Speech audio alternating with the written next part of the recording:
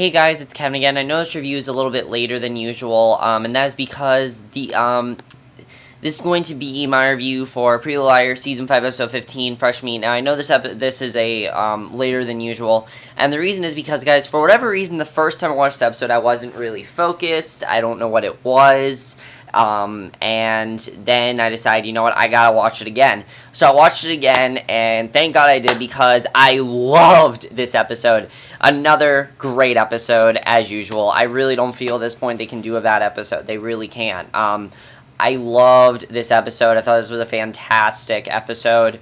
One of the things I definitely really like about this episode, though, that the focus kind of wasn't on Allie in this episode. It's more of the repercussions and consequences of what's happened to them made it seem like Allie is the one that did all this, which I definitely really like seeing. I thought this episode was really, really good, and let's just get to it. So I love the way this episode starts. Also, Allie is still in the episode, which I was also very happy about. I was worried that they weren't going to focus on Allie as much, but no, she's still there, and she gets like about 5 scenes tonight, which I definitely really enjoyed. So we see Toby at the jail. He runs into Allie. She tells him that they need to see her, they need to see her, and they aren't taking her calls, meaning, her friends. And Allie, she looks terrible. She looks like she is in a terrible mood. She looks like she's having a terrible time there. Honestly, you gotta feel bad for her. I've said it before. She is the most vulnerable character on the show right now. She is. And I still felt for her in this episode. Even though I could understand if someone thinks that she is A, you still have to feel for her. I mean, she really is in the worst position of everyone right now. Everybody thinks that she's A. Everybody thinks that it's her. Everyone's against her. And you can definitely tell that she really did nothing. And she's clearly been attacked and beaten up in jail, She's probably been beaten up by these people because she's not tough. She's not. I mean, yeah, we saw her, slap the shit out of Mona that one time, but that was only because they hated each other. So she insists that she's innocent and is being held for something she didn't do. And she tells Toby that Spencer and the other liars are next, and they'll be in jail soon too, unless A kills him first. Now, I understand why Allie's saying this. It's obvious why, she has all the reason to say this, because the liars did this to her. So if she wants to come after them, it's their fault. This is just like when Allie started playing an army. Again, all she wants is allies, and if they're not going to respect her, then she's going to turn against them. And honestly, I don't see a problem with that. I mean, if they really want to put her in jail, then she's going to do the same thing and get her revenge. That's just how Allie is, and she's a very fragile person. So, I mean, definitely you can tell they did the wrong thing. So at school, Toby fills Spencer and the other liars on what Allie said. They think that someone on the outside is helping Allie. And Aria is convinced that it could be Holbrook, because if you remember in the Christmas episode, she saw Detective Holbrook with Allie. We saw some sort of connection with them. So Toby says that Holbrook is MIA and he took time off from work to take care of his sick dad. They want Toby to see if Holbrook has been visiting Allie in jail. But Spencer says they aren't getting him involved. They're not getting Toby involved. So she doesn't want really get involved there. So basically, that's what's going to happen there. So Aria heads to class. Emily chases after her. Emily asks if she thinks Ezra will give her a raise because she wants to she wants to buy plane tickets to visit Paige in California, and Aria fills Emily in on her debacle and basically tells her that she has been rejected to every single college she has applied to. Even a college that applies people so much put her on the wait list. So she definitely thinks something's going on there, and Aria thinks that Allie is behind her rejection letters. Now, here's the thing I will say about this. I don't think, by what happened in this episode, I don't think that A is behind this. I really don't feel A is behind this. I think, again, it's all about paranoia. They are so paranoid about A and so worried about what A is going to do to them that every single thing that goes wrong, they blame on A. And I think it's just because A is so unpredictable that they have no idea what's going on. So, they don't know who else it could be and things like that. So I definitely feel it's really, really good. And I definitely really enjoy this storyline. I think it's very interesting, and that was definitely really good. Now, the other thing we got tonight is we get a lot of Ashley and Jason tonight. A lot of them. So Ashley's organizing her and Mrs. DeLaurentis' old office, and Jason stops by and he knows she is looking for another job, but he doesn't want her to leave. He begs her to stay for another month until he gets the office back up and running, and he's kind of alone right now. I mean, he doesn't know what to do now, and you can definitely tell he's in a bad position as well. So, I mean, there was a point where we thought he was A, so definitely I like seeing this Ashley Jason stuff going on in the episode. So Spencer calls Toby, but he can't talk. He and the rest of the Rosewood police are searching the woods behind Mona's house, looking for her body. He hangs up, finds a bloody knife hidden in a pile of leaves. He leaves it there, tells the other cops they didn't find anything. He heads home and fills Spencer and Caleb in on the knife. And basically we find out what the knife's all about. This was a knife that he used it's his knife that he used when he was younger, and he wants it to turn into the police and thinks it could be the smoking gun to pin Mona's murder on Allie. So, pretty much at this point, he's convinced that Allie's not the one that did it. He thinks that someone framed her. And, you know, they're all like, no, there's no way. We know that Allie's A. We know that she did it. But I like that Toby is kind of the one that's like, hey, maybe she didn't do it. Because I don't like seeing every single character be like, oh, it's Allie. I don't like them thinking it's Allie every 5 seconds, because it's not Allie. It's not Allie at all. It's obvious it's not Allie. I mean, think of the position that Allie's in right now. Think of what she said. I mean, there's this one scene that I'm going to talk about that convinced me that Allie is not A. There's no way she is A after this episode. So, plus, it'd just be too predictable if that happened. Now, I definitely feel that someone framed Allie, and I like that Toby's realizing that that could definitely be a possibility. So Caleb and Spencer tell Toby they can't tell the police because Allie probably planted the knife there and put their prints on it, and they all promise each other that they won't touch the knife. Now, what they're saying does not make any sense. How could Allie just plant the knife there? Because I don't think Allie would have planted the knife before she went to jail. I don't think she would have done that. I don't think Allie is that smart. Allie is smart, but she's not that smart. You know, she's not a genius as they think she is. You know, they seem to think Allie's like this genius, and she's really not a genius. She is just someone who is smart, but she's not a genius. And as we see in this episode, she definitely is not the toughest person either. She's very fragile, and I like seeing about this episode. The other thing going on in this episode, that Ezra is stressed out planning his store's grand opening. His caterer quits at the last minute, and Emily volunteers to cover the dinner for him. He's kind of skeptical because she's had no other experiences really with catering, but he decides to give it to her anyway after some convincing from Aria, and I like that overall. And at the DeLaurentis office, Allie calls to talk to Jason, and this is one of my favorite scenes of the episode by far. I definitely really love this, and Hannah's mom answers, and Jason doesn't want to take the call, and you can tell that Allie's like, I need to talk to him now, I need to talk to him, but he's not answering. And he basically explains why. Because he thinks that Allie is somewhat responsible for Mrs. DeLaurentis' murder. That's what he thinks. He thinks that she could be responsible for Mrs. DeLaurentis' murder. Now, that does not make any sense. But I think, once again, Jason is convinced that Allie is A, and everything that A did, he's going to pin on Allie now. So, you can definitely tell that Jason has a lot of remorse and everything. I thought that was definitely very interesting, and I really like that. So Hannah heads to one of the colleges that accepted her to take a tour. She's bored out of her mind and calls Caleb. He fills her in on the knife that Toby found. Hannah wants to come home, but Caleb tells her to stay on her college tour. And in Rosewood, Aria is trying to write a letter to the college that put her on a wait list and is begging them to accept her. And Aria and Emily kind of argue over the wait list. You know, he reveals to her, and, you know, basically Emily's telling her that she can't have this letter and everything. That's not a good idea. Aria's doing whatever she can because she's pretty convinced that the reason that they're not accepting her is because she needs to write a better letter. So that's what she's doing. And Emily's telling her, you know, you can't talk about all this personal stuff. I mean, there's a lot of stuff in there, like about Ezra's confession, and Emily is telling her how you don't really need that. And basically, Ezra ends up revealing to her that the reason Talmadge didn't accept her is because his ex-girlfriend, Jackie Molina, is working in the admissions office. That's why. And basically, she kind of holds a grudge against Aria for what happened because, of course, that was his ex-girlfriend.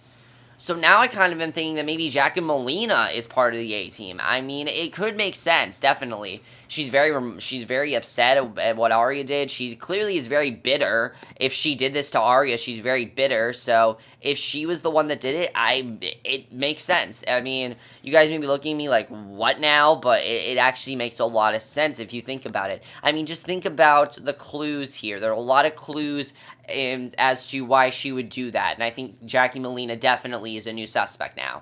And I like the episode gives us new suspects, because I always love when the show gives us new suspects.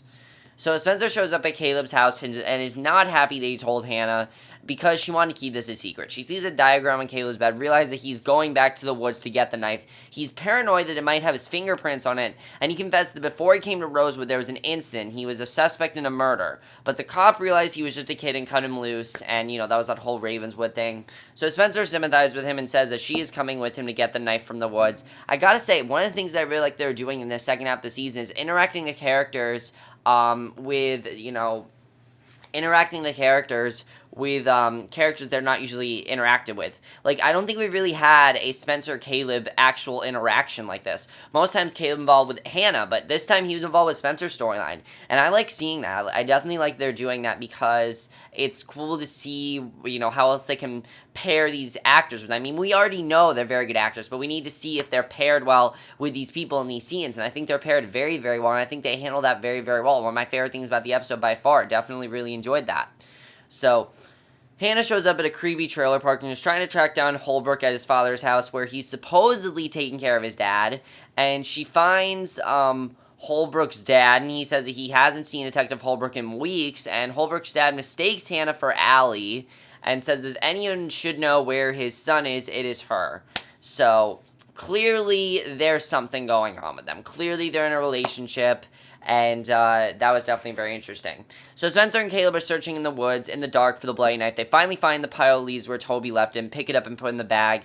And at the creepy trailer park, Hanna heads back to her car, realizes that someone was in her car, and there's this teddy bear in the front seat. This was probably the creepiest scene in the episode. I mean, this was just fucking weird. She pulls a string on the teddy bear, its stomach opens, and bloody guts fall all on the ground, and that was just crazy. I mean, that was so creepy when that happened. I honestly don't know what to say about that. It was so creepy, and that was definitely very weird. So that was definitely very interesting, and yeah. So the next morning, Emily races back to Ezra's opening to finish making the food for the party, but unfortunately, she realizes that Ezra hired a chef to finish the food. Now, I understand Ezra's reasons. He tells her that it's best for them. Emily's not as experienced. There's things that aren't as good that Emily does. The chef knows what she's doing. Emily hasn't had any experience with things like that. But I think Ezra doesn't realize that he's actually really hurting her feelings. I think he thinks that it's a good idea, which I think it's a good idea as well. But he definitely is hurting her feelings, and I don't think Ezra realizes that. So he's trying to explain it wasn't personal, but Emily is kind of in the position where she's like, you know what, I'm kind of upset about it. And I understand why Emily took it personally. I do understand that, because it meant something to her, and she kind of felt betrayed. I could understand that. I mean, if I wanted to volunteer for, like, a catering business and someone hired a chef over me, I would definitely feel betrayed, because it's like they don't trust me. They should have just said no in the first place. I mean, really, the only reason Ezra said yes was because Aria, begged him to, so it makes sense, but still, I definitely felt bad for Emily there, and I think Emily definitely, it made sense why she took it personally. So Spencer and Toby realize that they have more work to do, because they're trying to dispose of the murder weapon that they found in the woods. They head to the high school, plan to put the knife in a huge walk-in furnace. While Spencer is upstairs, someone locks Caleb in the furnace and turns it on, and that was insane when that happened. I thought they were going to, kill off Caleb in this episode. I really thought they were going to do that. I mean, you never know in the show. The show's so unpredictable that, yeah, they could have done that. So Aria writes this long-winded letter to Jackie at the university explaining that she regrets wasting her high school career with Ezra and hopes it'll make her change her mind and let Aria into college. Because she basically wants Jackie Molina to think that she has no feelings for Ezra, that she doesn't trust him, that she doesn't think he's a good guy.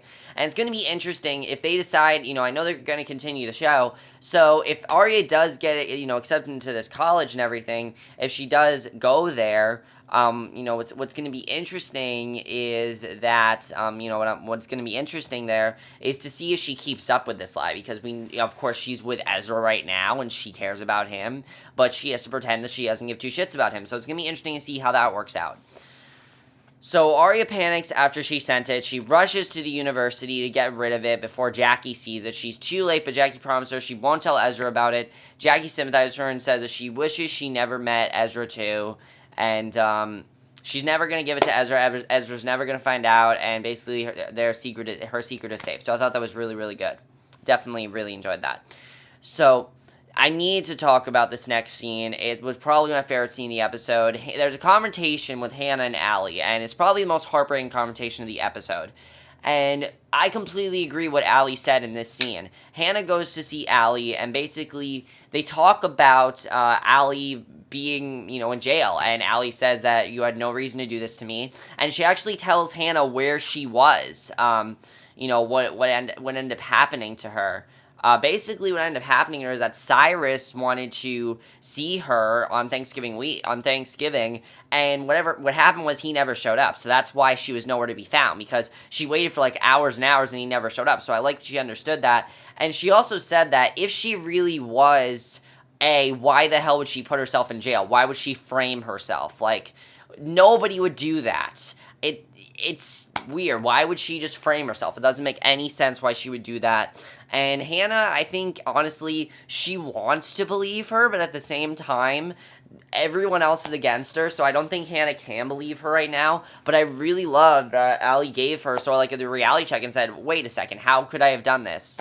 And she tells her how she feels terrible about it, and they need to really think about it and everything. And she talks about how a frame turned. I definitely really enjoyed the scene. It was probably my favorite scene in the episode because it finally showed that, yeah, Allie is not the one that did it. And I like that the episode showed that because she's not. She's not the one that did it. And the episode is making us think she did it. And she's not the one. So I'm happy that they finally addressed that she's not the one that did it.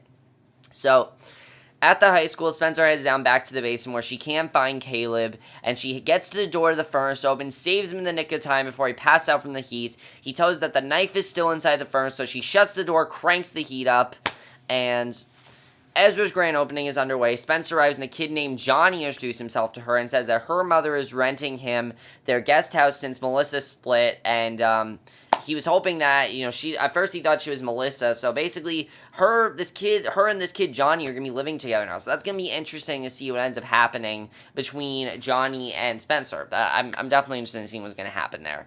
This kid Johnny, I don't know, we'll have to see what happens. Especially because of what happens between Spencer and Toby in this episode. So Aria arrives, receives an email on her phone from Jackie telling her that she has been accepted to Talmadge, and that's going to be interesting to see, especially with Jackie Molina. It's going to be interesting to see what ends up happening between the two of them. I definitely feel there's going to be a lot of friction between them, and there's definitely going to be some issues between them. Meanwhile, in the kitchen, Emily's having a meltdown because Paige won't return her phone calls, and obviously she's pretty upset about that. Plus, the chef is in the kitchen giving her all these tips and everything, and she's kind of just upset at what's happened. But the question is, why isn't Paige returning her phone calls?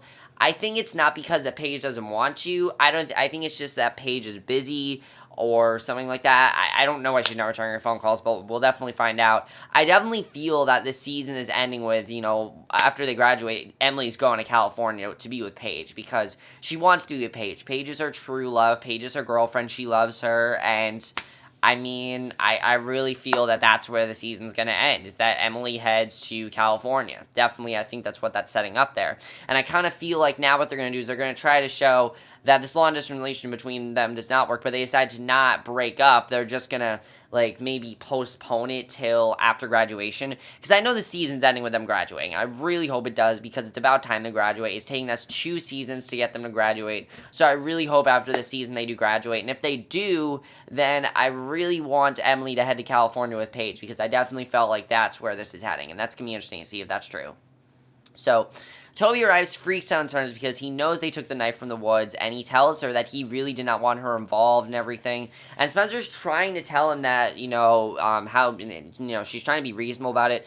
But it honestly seems like there's a lot of tension between them now. And I kind of feel like Toby and Spencer are kind of heading down a breakup path. I really do. I kind of feel like this is going to make them break up. I do. I think it's actually time they break up a couple on the show. Because I've said before, I don't want to see, I love Spencer and Toby together. Don't get me wrong. Spoby is the best couple on the show by far. I love Spencer and Toby. If they broke them up, though, it could actually be very interesting, because I don't think they've ever actually broken up Spencer and Toby, and if they do break them up, I'm definitely interested in seeing where they take that, because that could be very interesting, and I am looking forward to seeing where that would go if they do break them up, and I kind of feel like they're headed for that. I don't think they are right now, but I think that as the season goes on, they're going to start getting into more arguments, and I definitely feel that that's part of what A's plan is for A to kind of turn them against everyone.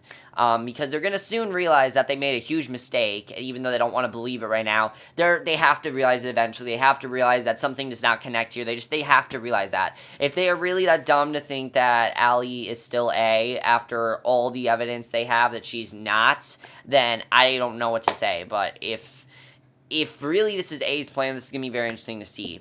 So then we get to the last scene of the episode, and this was just so shocking. It was kind of shocking. Well, I mean, if you think about it in the episode, it wasn't really shocking, but it was shocking.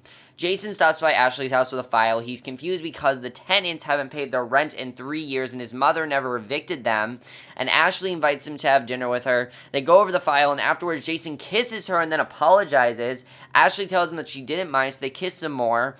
And Hanna gets home later that night, and apparently she sees Jason, we see Jason buttoning his shirt, and they've slept together. So Jason and Ashley are together now, and that's going to be interesting to see. I definitely feel like something's going to happen there. Definitely Ashley's going to get involved with something she doesn't want to be involved in, and it's going to be interesting to definitely see what happens there. But that's basically it for this episode. That's how the episode ends, and I definitely want to talk about a few things that I think are very interesting. First of all, if that prison confrontation does not confirm... how can I forget the end of this episode? Oh my god, how can I forget it? The end of the episode, Allie is in jail, and someone brings her this note, and all it says is, "Your friends are coming." So... now what I feel is going to happen is that A is going to send Allie messages through jail, through like these letters, and kind of threaten Allie, because I feel that's what's going on. And if that's true, that's very interesting, because, I mean, most times it's just been the liars that have gotten these messages. Allie really has never gotten anything from A, but of course, if you remember from her story, A's been taunting Allie pretty much her whole life, so... it wouldn't surprise me if A started taunting Allie again because of what's happened to her. I kind of feel like this might be A's revenge mission. Really, maybe whoever is A has had it out for Allie for years now, and this is like a revenge mission for them. And if that's true, that's also very interesting. Things you could really think about here, but I know for a fact that Allie is not A. I just know it. Jason and Ashley, I don't know what's going to happen there. We'll have to see. Spencer and Toby, as I said, I really feel they're on the verge of breaking up. I don't see it ending well for these two. I really don't. I don't think that it's going to end well for them. We'll have to see what happens, though, there. It's going to be interesting to see where they decide to take that. I don't think it's going to end where everyone's happy, though. I don't think it's going to be in a good direction. I think it's going to end sad for them, really. I don't see it ending very happily. Now, as far as Emily goes, I definitely feel that she is heading to California to see Paige, but for right now, she's going to try a long-distance relationship. Why Paige isn't answering her phone calls, I don't know. We'll have to see what happens there. Now, I also kind of feel like, this girl, what was her name again? What was, now I can't remember her name. I can't remember her name, but Ezra's ex-girlfriend, as Ezra's ex-girlfriend, basically, whoever that was, I kind of feel like she could also possibly be A. Kind of makes sense if you think about it. But I don't know. I mean, I get so many theories while watching the show. It's weird, but that's just how I am. Now, Hanna. Is Hanna going to try to convince people to believe that Allie is an A? I kind of feel like that's what's going to happen. I feel like now that Hanna has this information as obtained it, she's going to really think about it. Because I know that Hanna is supposed to be the dumbest of the group. I mean, she always has those lines where it's like, yeah, dumb blonde and things like that. But Hanna can be very smart at times, and I think Hannah's really going to think about this and should really take what she got from Allie, this information, into consideration, because it's true what Allie is saying. Everything that she's saying is absolutely true, because now we know that A is sending Allie messages. Now, I don't think Allie would just send a message to herself. That'd be stupid. Why the hell would Allie do that? That wouldn't make any sense. So clearly A is sending her messages, and if that's true, that's very interesting. We don't get at the end of the episode